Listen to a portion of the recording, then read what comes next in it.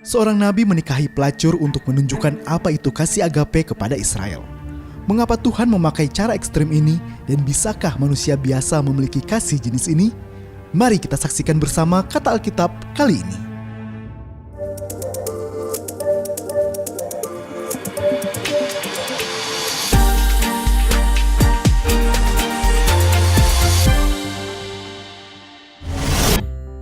Cinta kasih adalah dasar bagi sebuah hubungan. Namun, ketika cinta sudah dikhianati, terlebih oleh pasangan hidup yang sebelumnya sudah berjanji setia hingga maut memisahkan, bagaimana Anda bisa tetap mengasihi? Saya mengharapkan seorang wanita yang bisa memberikan kasih sayang, damai. Nah, tapi pada pernikahan itu ternyata saya nggak dapatkan itu. Kakaknya itu ada yang menelpon saya.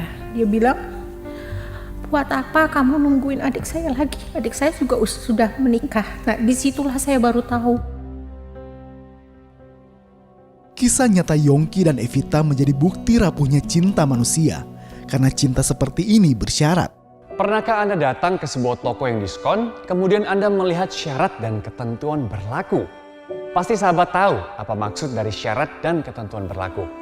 Anda harus membeli suatu barang dengan minimum pembelanjaan, kemudian barulah sahabat bisa menikmati diskon tersebut. Jika tidak memenuhi syarat dan ketentuan, maka sahabat tidak akan mendapatkan diskon itu. Sahabat, kira-kira itulah yang terjadi ketika kita mengasihi sesama. Ada syarat dan ketentuan yang berlaku bagi mereka untuk mendapatkan kasih dan penerimaan lebih dari kita. Lebih parahnya lagi, hal tersebut juga berlaku dalam rumah tangga. Seorang suami memiliki syarat untuk menerima istrinya, demikian pula sebaliknya. Istri juga memiliki standar-standar tertentu untuk diberlakukan kepada suaminya. Lalu, bagaimana jika pasangan, keluarga, atau teman kita tidak bisa memenuhi standar itu? Hosea, Nabi Israel ini menjadikan hidupnya untuk menunjukkan bagaimana cinta tanpa syarat itu.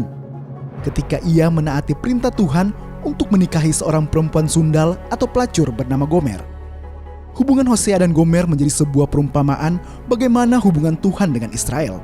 Sebab bangsa Israel secara standar tidak memenuhi syarat karena mereka berkali-kali mengkhianati Tuhan dengan menyembah berhala dan hidup dalam ketidaktaatan. Walau demikian, Tuhan tetap mencintai bangsa Israel, sama seperti Hosea yang tetap menjadikan Gomer istrinya walaupun telah berkali-kali berkhianat.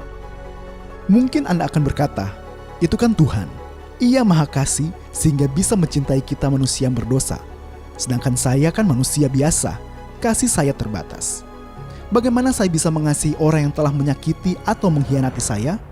Benar, Anda tidak bisa mengasihi orang lain tanpa syarat dengan kasih Anda sebagai manusia yang terbatas. Untuk itu, Anda perlu mengalami kasih tanpa syarat yang dari Allah sehingga Anda bisa menjadi saluran bagi kasih tanpa syarat untuk orang lain. Sebab seperti orang lain juga, Anda dan saya adalah manusia berdosa. Tetapi karena Yesus Kristus, Dia yang tidak mengenal dosa telah dibuatnya menjadi dosa karena kita, supaya dalam Dia kita dibenarkan oleh Allah. Melalui pengorbanan Yesus di kayu salib itulah kita menerima anugerah Tuhan, yaitu pengampunan dan kehidupan kekal. Apakah saat ini Anda mau untuk mengalami kasih Tuhan itu, sehingga Anda bukan hanya disembuhkan dan dipulihkan dari luka hati Anda, namun juga menjadi manusia baru yang menjadi saluran kasih Tuhan bagi orang lain? Mari undanglah Yesus menjadi Tuhan dan Juru Selamatmu.